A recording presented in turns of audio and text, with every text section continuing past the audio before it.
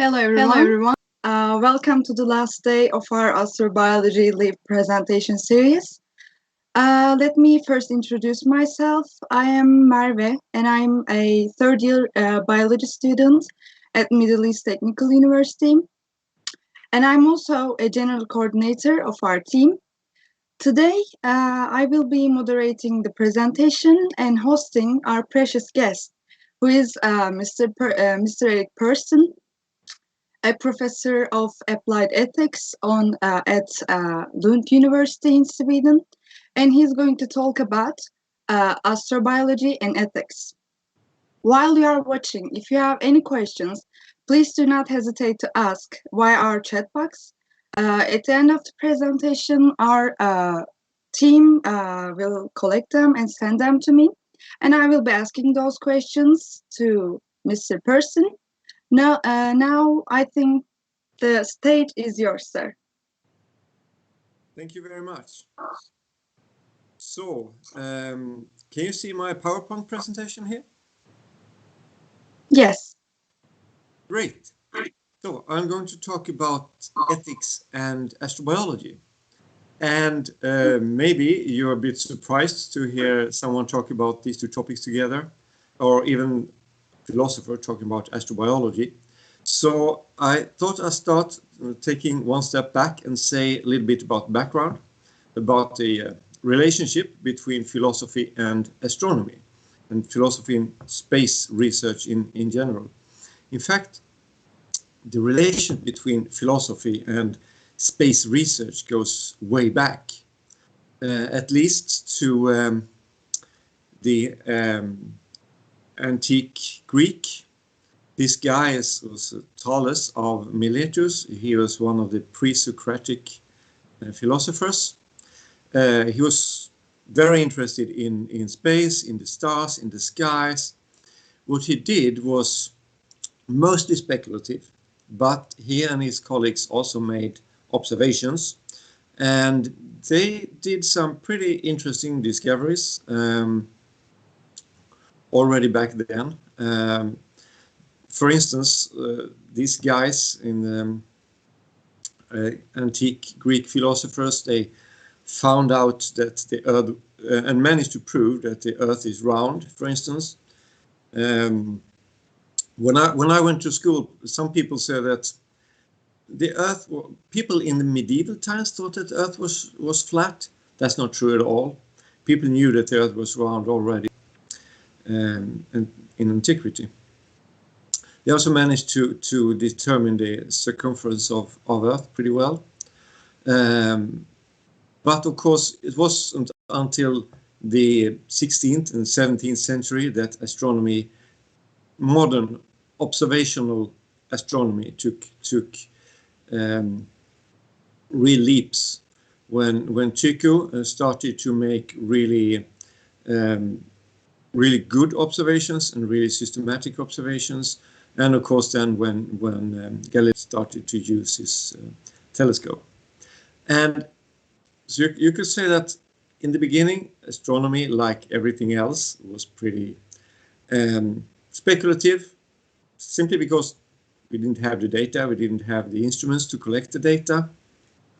But that does not mean that the philosophy of astrobiology is about speculation about astronomical things. In fact, at that time, back in before the invention of the telescope and further back, everything that had to do with the search for knowledge was called philosophy. So what happened was that philosophy became a different subject and astronomy became a different subject. Astronomy got its own questions in its own method to answer these questions, and so did philosophy, and so did most other disciplines. So philosophy, the name philosophy has more or less changed its meaning from being an umbrella term covering everything to becoming a specific discipline. And it is not today a matter of speculating about empirical things. It has its own research agenda. So what is the relation between philosophy and space exploration today? Is there still any room for philosophy in space research? I would say yes. Not in the form of speculation, but about discussing a set of very specific non-empirical questions. And I will give you some examples from philosophy of science, from political philosophy, and especially from ethics. So one thing, if you want to search for life outside Earth, it's pretty good to know what life is. And that's not something you can discover. That's something you need to know in order to know what to look for. That's a philosophical question. You also need to determine what kind of evidence you're looking for and what kind of evidence counts as evidence for life. Finding life on another world is not as easy and straightforward as it might sound.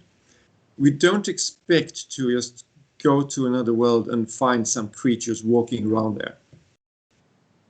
Usually, astrobiologists look for biosignatures, that is, like signs of life, right? And what kind of signs of life count and what do they mean? Maybe you heard about the recent debate about Venus and the finding or not finding.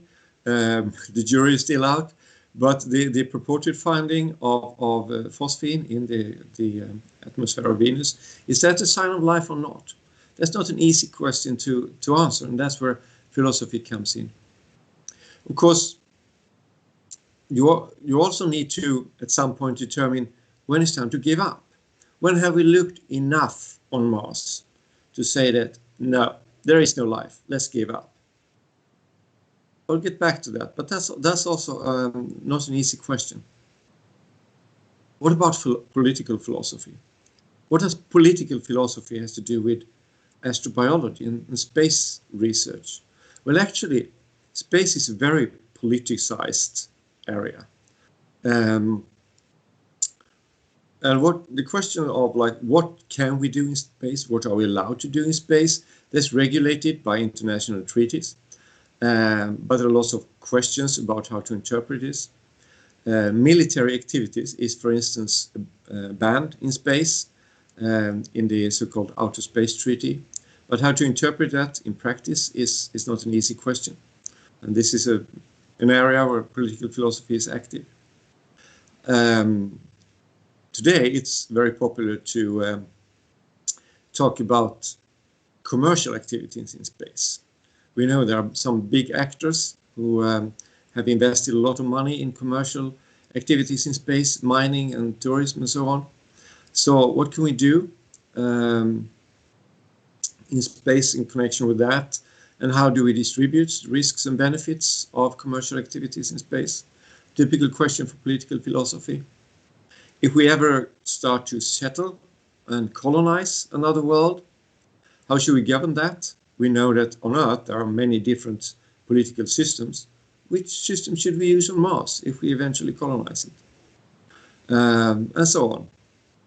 In fact, if we find intelligent extraterrestrial life, we need to ask, who has the right to speak for Earth?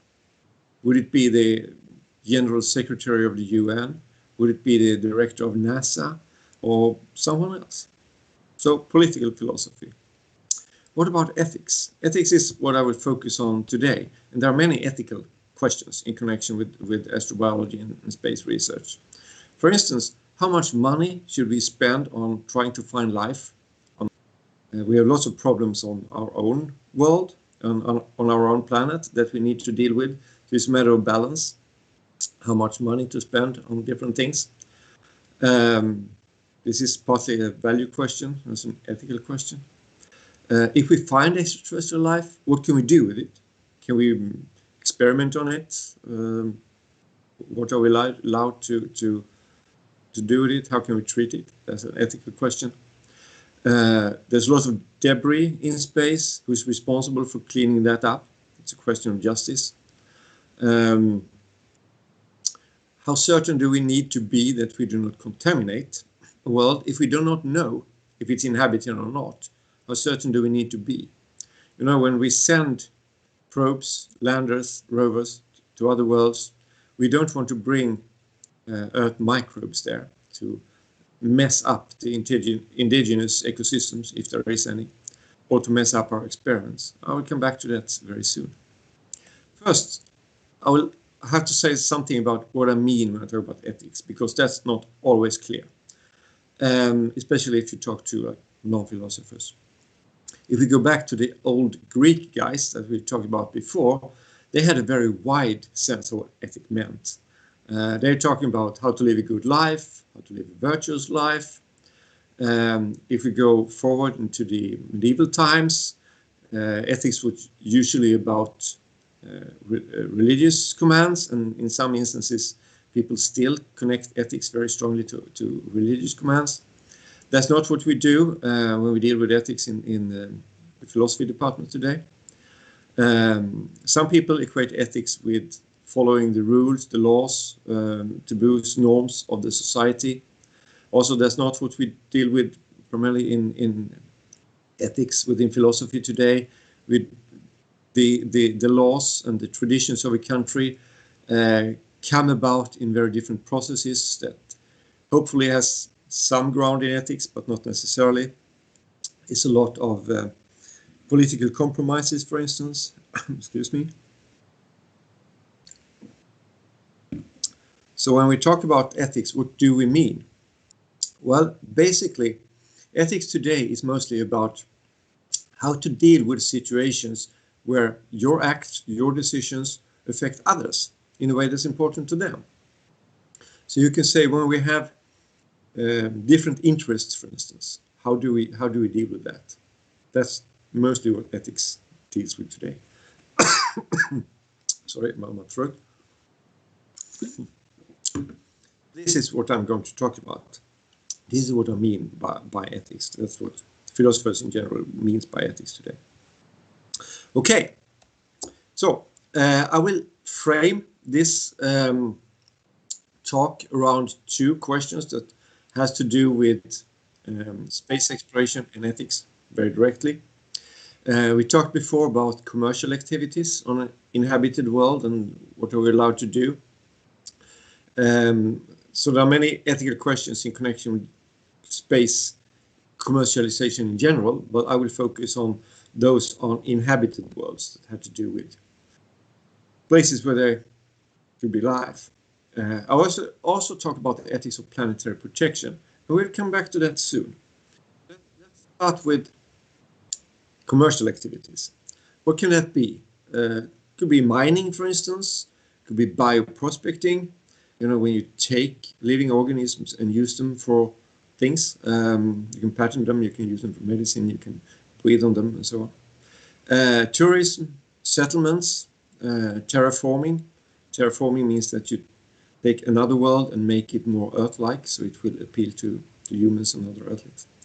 So these are examples of commercial activities that some people plan to do primarily on Mars and on asteroids and possibly even on other worlds. And what are the ethical aspects on that in connection with this question of extraterrestrial life? First question we need to know is this world inhabited or not? If it is not, then it will make things much easier. There can still be lots of challenges, but of course, if it's inhabited, if there is life, then there will be many other questions and many other ethical questions. So let's start there. How do we know whether it's not inhabited? Can we prove that a world is not inhabited? Well, it's not exactly the same thing as proving that it is inhabited. There is a kind of asymmetry here. We go somewhere and find life, then we have found life.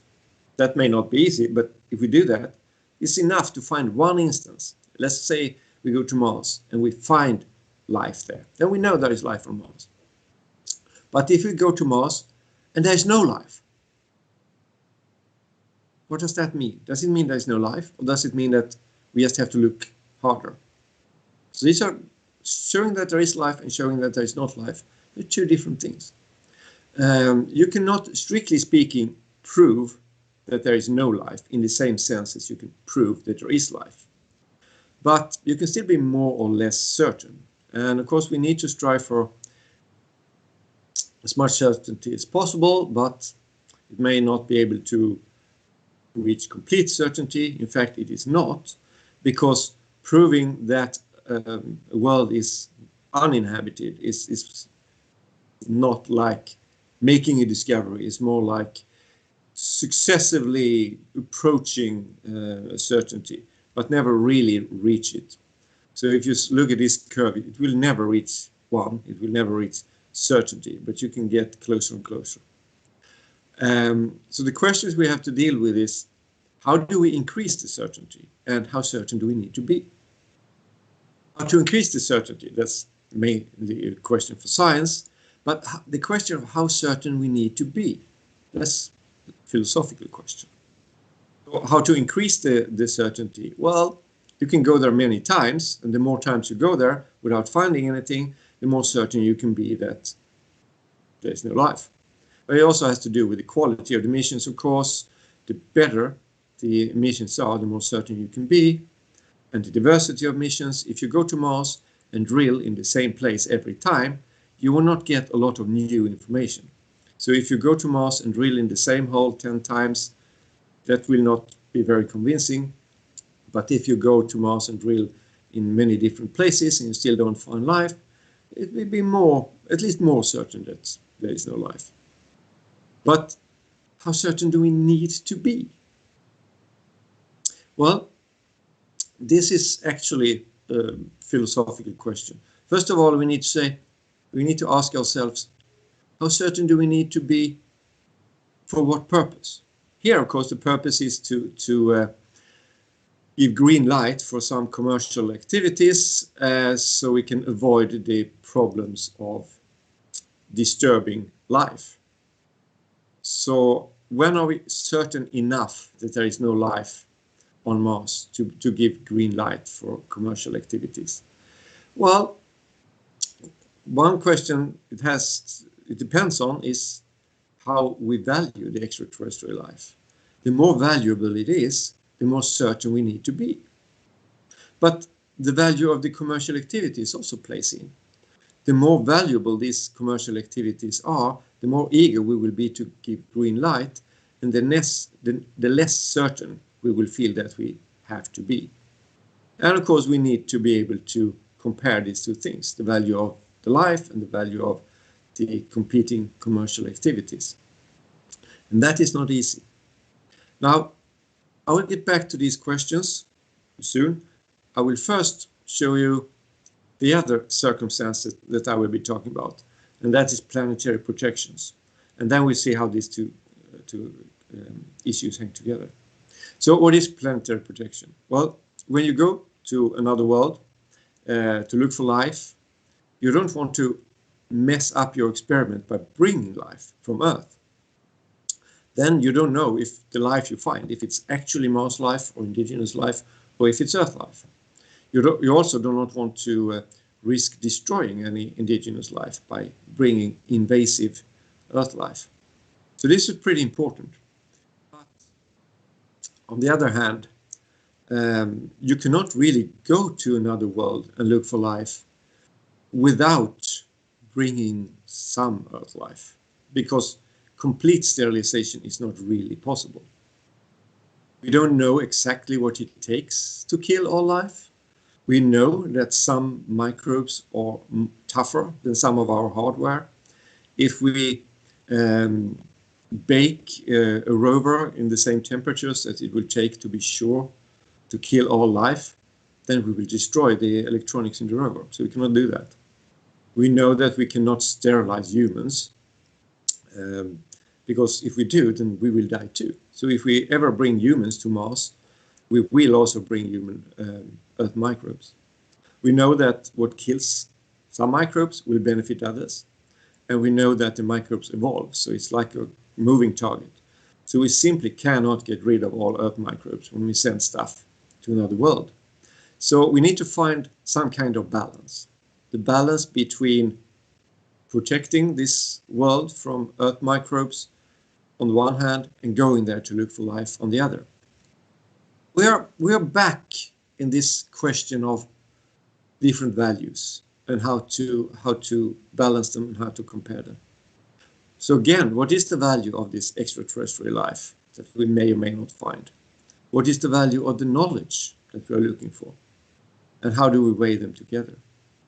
So it's kind of the same questions again. Of course, we also have some possible conflicts between the science going to another planet and look for life on the one hand and going there for some commercial activity on the other. So we need to compare them too. So essentially we have this question: what is the value of what is the value of the knowledge we can reach about extraterrestrial life? What is the value of these commercial activities that we're looking for, and how do we compare them? Let's have a look at that. What is the value of extraterrestrial life? Seems like a pretty hopeless question, but what can we do about it? Well, as philosophers, we can at least try to systematize it a bit. Philosophers like to distinguish between different kinds of value. It makes it a bit easier to talk about it. We like to, for instance, distinguish between instrumental value and end value. So instrumental value, it means that something has value as a means to something else, while end value means that it has value as a goal in itself. So if I have, let's say, a watch that helps me keep time, then it has instrumental value. But the same watch can also have value because maybe I inherited it from my grandfather or something, and whether it works or not doesn't matter. It has value for me anyway in itself. So this is the distinction between instrumental value and end value.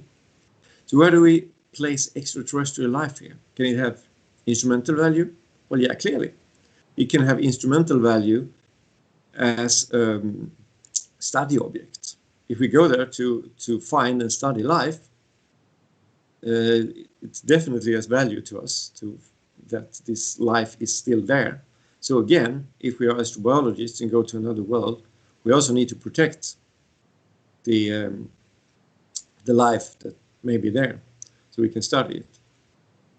It can also have economic value. It may be that it has value for bioprospecting, for instance, or for tourism. I'm sure that if we find value, if you find life on another world, people will really want to see it, for instance. It can provide economic value and also other ways. Can extraterrestrial life have end value? Is that value in itself? Probably yes. I mean, we used to value life as such, so probably extraterrestrial life also has value in itself. Extraterrestrial life will also be very different, probably, from the life we have on Earth. It will be original in some way, and we know that that's usually assigned a high value here on Earth. Things that are different, special in some way, has special value. So it's highly plausible that most people on Earth will find that extraterrestrial life has a value in itself. Okay, what about knowledge of extraterrestrial life? I mean, if we agree that extraterrestrial life has a high value, the best way of protecting it would be not to go there. But we want to go there and find it and study it. So we have to make some kind of compromise. But then we need to be able to compare the value of this life to the value of knowing about it. So, as we can imagine, knowledge about extraterrestrial life also has value. It definitely has instrumental value. Can it have economic value? Probably, yeah, because again, people will be very interested in this life. So it can certainly have economic value. It can have survival value for us, because by learning more about the conditions for life on other worlds, it may help us take better care of our own planet. And maybe other instrumental values too. Can it have end value? Yeah, definitely. I guess for us who are interested in science in general and in astrobiology in particular, uh, knowledge definitely has end value. I guess that's why we are doing this, right? Most of us who do research in some way, we do it because we attach a very high end value to knowledge. So yeah, so knowledge too has all these kinds of values. And what about commercial activities? Any value in that? Probably. Probably a lot of economic value. I guess the people who invest in space commercial activities, they expect um, a big turnout in economic terms. They want to make money from this. But can also have social value, creating jobs, for instance. It could have environmental value. Many of the companies that are engaged in commercial space activities, they say that, well, by mining other worlds, we can maybe save Earth environments. So we don't have to mine so much on Earth, and we can be so we can move these dirty activities off world. So it will be good for the environment on Earth. I don't know. Can commercial activities have end value? Well, that's a bit more difficult. It's hard to say. I guess many people who do commercial activities, they do find end value of it, in it. They're probably strongly motivated by money, but maybe not only money. Maybe they find value in the activity itself. So yeah, we have many different kinds of values, and both the life in itself, the search for life, and these commercial activities, they have value, they have different values. So how do you compare them? That's a really difficult question. Some have suggested that we can translate all values in the world to money and thus compare them. Many people think that that may not be possible. There are many problems with this. I will not go into this in any detail here, but it's very difficult to do that. And it may even be that different values have to be measured on different scales. It's said that they are incommensurable, means that they are measured on different scales and therefore cannot, in principle, be measured on the same scale. So how do we compare them? I guess we have to, in order to make decisions, in order to find the right balance between protecting the life, doing science, and doing commercial activities. So we have to compare them. The question is how. Typical philosophical question. We can discuss that later. But this is not all. It gets even more complicated. So far, we have talked about the value of these things to us, the value of extraterrestrial life to us.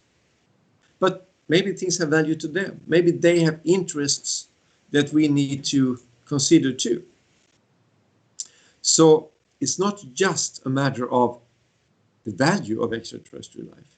It's also a matter of maybe they have interests that we need to respect. This is called moral standing or moral status. It's also called that they have moral status or they are moral objects. It means that we have to they have their own interests that we have to consider. Is that so? Can extraterrestrial life be moral objects? So this is not the same as them having end value to us. This is something different. This is a matter of things having value to them, and we have to respect them. Well, this is also a difficult question. How do we decide whether we have to show moral consideration to extraterrestrial life? Not just respecting their value to us, but respecting their own interests if they have any. Does it matter that they are very different from us? And how different? Does it matter how far away they are? Do we have to consider maybe the interests of life in our solar system more than life in other solar systems or in other galaxies? Does it matter how intelligent they are? Does it matter that they are not related to us?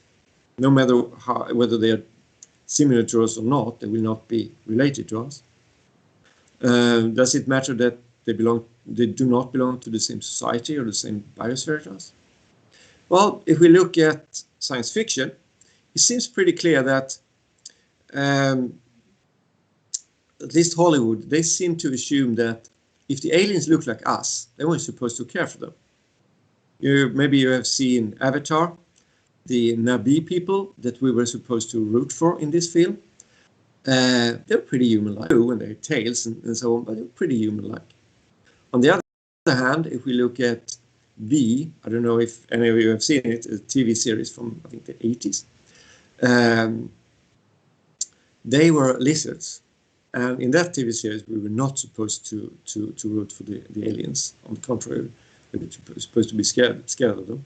This series is actually pretty interesting because in the beginning, they wore masks, so they looked like human beings. And everyone was cheering and wanted to be friends with them. And they seemed very friendly. And some scientists warned about them, but people didn't listen to the scientists. The scientists pointed out that we have found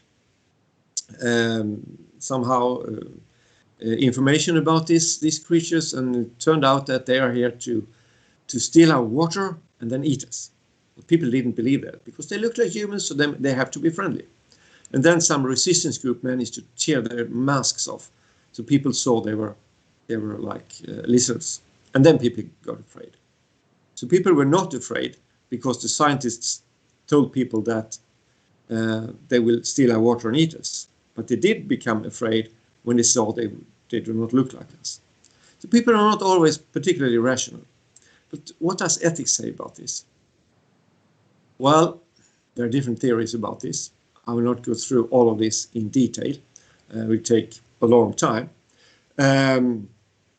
But these are like four major theories. The traditionally most popular one, anthropocentrism, says that we only have to care about human beings. So if the aliens are not human beings, which they will not be, then we don't have to care about them. On the other hand, they may have some properties in common with us. Maybe they are just as intelligent as we are. Maybe they're even more intelligent. And maybe we have to consider their interests anyway.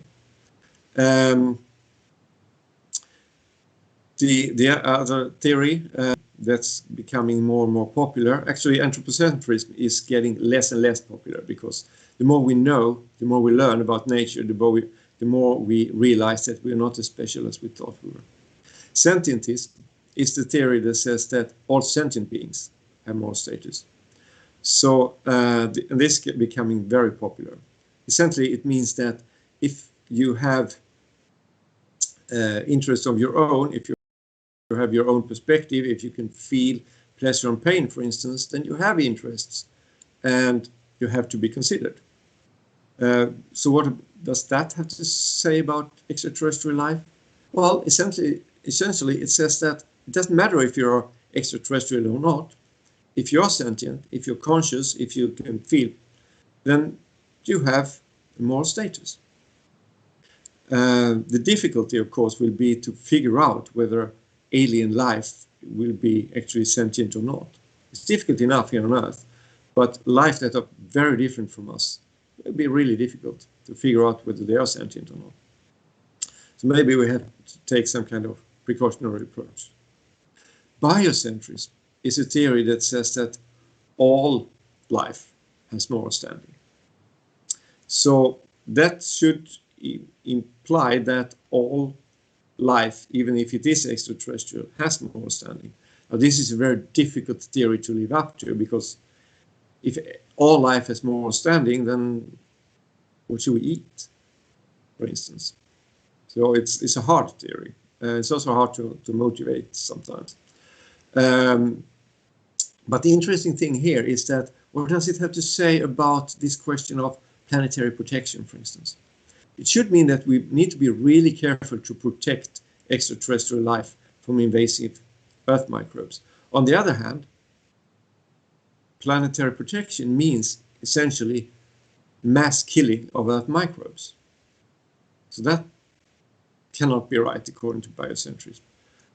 So probably biocentrism has problems when it comes to planetary protection. The last one I will mention here is called ecocentrism. It means that it doesn't focus so much on individuals, but more on like species and ecosystems, and say that species and ecosystems can have moral standing. They can be moral objects in their own. We need to care about their interests. It's very difficult to know what it means to say that a species and ecosystem has interests. And it is obviously a very controversial idea. But what would it say about extraterrestrial life? Well, there are different versions of this theory. One version says that they do not belong to the same biome as us, so therefore we don't have to care about them. Another version says that we have to care about all types of environments, even environments where there is no life. So we have to be very careful what we're doing, even if there is no life. And if there is life, of course, we need to not change essentially anything there. One thing that is a bit interesting with this theory is that since it care more about species and ecosystems than about individuals, it means that if we do find extraterrestrial life, it will be okay to make experiments on individuals as long as we don't threaten the species. Another curiosity is that if we take individuals from another world and move it to Earth to study it, then it will lose its moral standing because it will no longer play a part in the species or the ecosystem. Okay, so these were some theories about the moral status of different life forms and how they can be applied to extraterrestrial life. My time is up here, so I will leave you with that. We just summarize and say that there are lots of interesting philosophical and especially ethical issues in connection with astrobiology and space research in general. I've showed you some examples. I showed you that some questions that are typically seen as purely scientific actually contain a lot of philosophy. And we haven't solved these problems yet, but they're really interesting, and we keep working on them. So thanks for listening, and I hope to have an interesting discussion.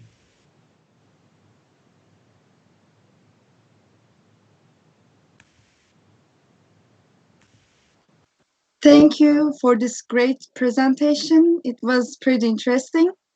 And now I think we can move on to the question parts. So our first question is, if there is a planet that has a life form as bacteria and landing on it might affect the evolution of them. So do you think that is ethical to still land on a planet that has a bacterial life form? That's a very good question, and that is discussed quite a lot. There are obviously different opinions on this. If we talk about the bacterial life form here, so it will not be sentient, which means that I would probably say that they will not have any moral status of their own, but they can still have a lot of value of different kinds. As you said, that they of course could evolve in different directions, and what we do will maybe affect that. I would say that it's very difficult to know which direction evolution will take, with or without us. And to take any considerations of that, I don't know. I mean, on our planet, the planet was ruled by the dinosaurs 65 million years ago, and due to intervention from space, an asteroid that crashed on Earth, the evolution on Earth took a very different turn. And that could also happen on another planet. And whether this thing that lands on the other planet is put there by humans or not, does that have a big ethical, does that make a big difference ethically? I would think maybe it doesn't, but I know other people think it does. Yes. Yeah. You want to follow up on that? Yeah. Thank you for that. Our second question is, could we know whether there are other ethical systems on the planet? If we can observe the existence of these systems, how will our moral values interact with them? Mm. Yeah, obviously we cannot know that before we can communicate with them. Moral systems are pretty abstract things, and you need essentially to interact with them somehow to be able to understand their moral systems. And what would happen? Yeah, that's very interesting. We don't know what they will be like, if they will have something similar to ours. If they do, then maybe we will be able to get along. If they are very different from ours and they are much more intelligent than we are, then maybe we will learn from them. If they are not, if they are very different from ours and they are very Thank you. And our third question is, it is certain that when or if we find some sort of life from some sort of life form on another planet, we will be disturbing them somehow.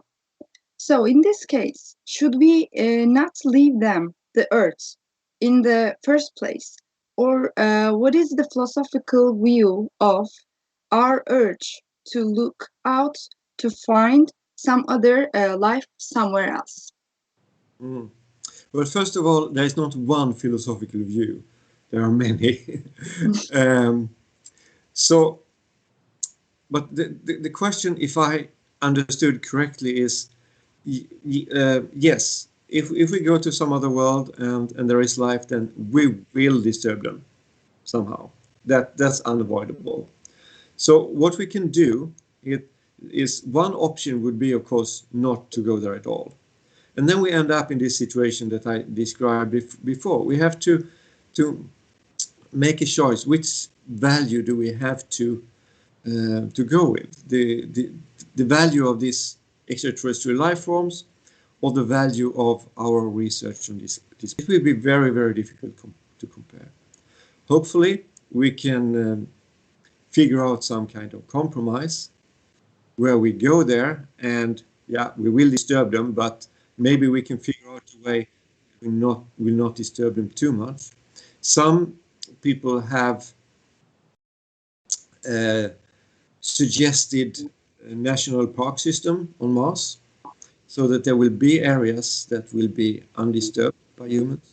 If that will work in practice, that's difficult, because we know that if we go there and bring Earth microbes, then it's very difficult to control them.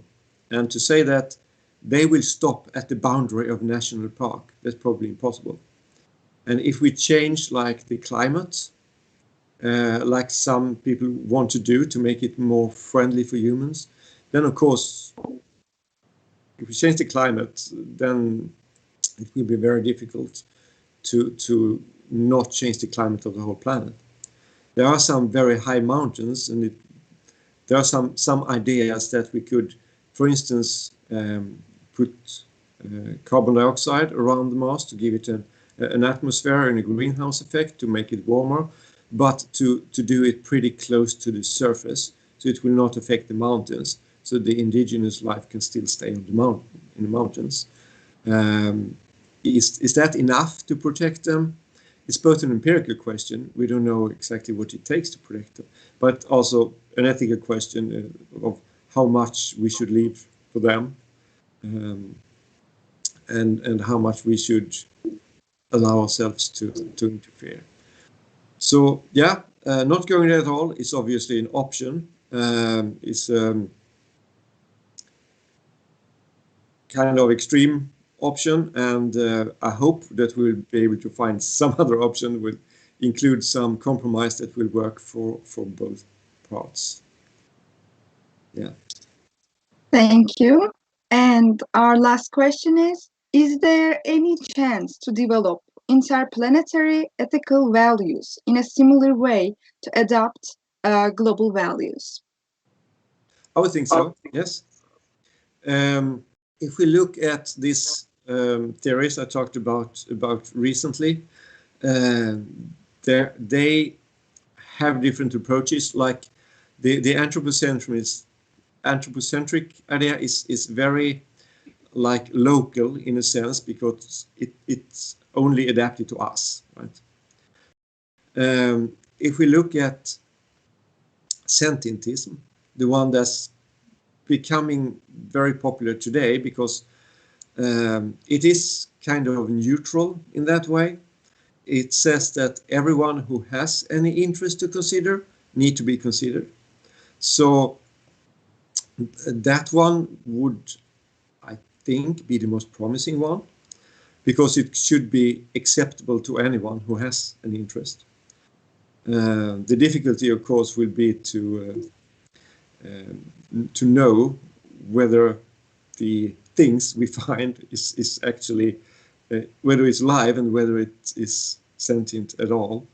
But if we find some life, maybe not in our solar system, maybe in some other solar system, that is sentient, that is conscious, that has feelings, that have interests in their own, I think the sentientist approach is the only plausible one. But then we are only taking like the first step and ask who should be involved, right? Then we also have to take next step and say what is the right way of like treating others? Is it to respect rights, or is it to try to work for a certain goal? And there are many different ways of doing that. And I would guess, based on experiences from Earth today, that I mean philosophers like to take kind of one of these extreme views just to test it. But in practice, if you want to do like applied ethics and apply it, then you probably need to consider principles from different theories to make it useful in practice. And then the question will be, of course, how to find the right balance again. But I think it should be possible, yes. Yeah, thank you. And also, we have one more question, if it is okay for you. Absolutely. There is a chance of something is ethical for us, but not ethical for some other intelligent life form. In that case, what would be the ethical one? Yeah, of course, there is a possibility of that. Definitely. We know that already here on Earth that there are very different ideas about what is ethically right. Some say that there is no one correct answer. But of course, if we are to exist together and actually have interaction with each other, then we need to find something that can be accepted by both sides. If we talk about something that is very, very important for them, and it will be very difficult for us to accept. Let's say that they are very intelligent and they think that apes like us should be kept in cages because we tend to destroy everything. Then it will be very difficult for us to accept, obviously. Yeah. But if they are that intelligent enough to put us in cages, maybe we don't have any choice. But hopefully, it will be possible if they are very intelligent, and hopefully that we are intelligent enough, or at least can evolve to become more intelligent. And the way I see it, it should be possible to find some common ground. I think ethics, the way it's done today in philosophy, is a pretty rational work, and it should be able to figure something out, really. If we talk about ethics, I mean, moral norms, the way it was hammered out in different religions and so on, where people tended to be very, very strict and very, very determined that they are the only ones who are right and everyone is wrong, then it will be difficult. But hopefully they will not have this way of looking at ethics. I don't know if that answers anything, but there were just some thoughts about it. Yeah. Thank you. And that was all for the question parts. And also, thank you for being here as our guest. We are so happy to have you here. It's our pleasure. Thank you, thank you, thank you again. Thank you very much for inviting me. It was also fun. I hope it will inspire someone to continue discussing these things. Thank you. Thank you. Now, our second presentation will be in almost 20 minutes from now. Unfortunately, I will not be presenting the second presentation because, as you all know, we are all students and I have a midterm exam coming, which also starts almost now. So I will be going there, and I will be leaving my place to my precious dear student, friend Zeynep, and she's going to be here for presentation. Until then, stay tuned and stay with us. Thank you. Have a great day.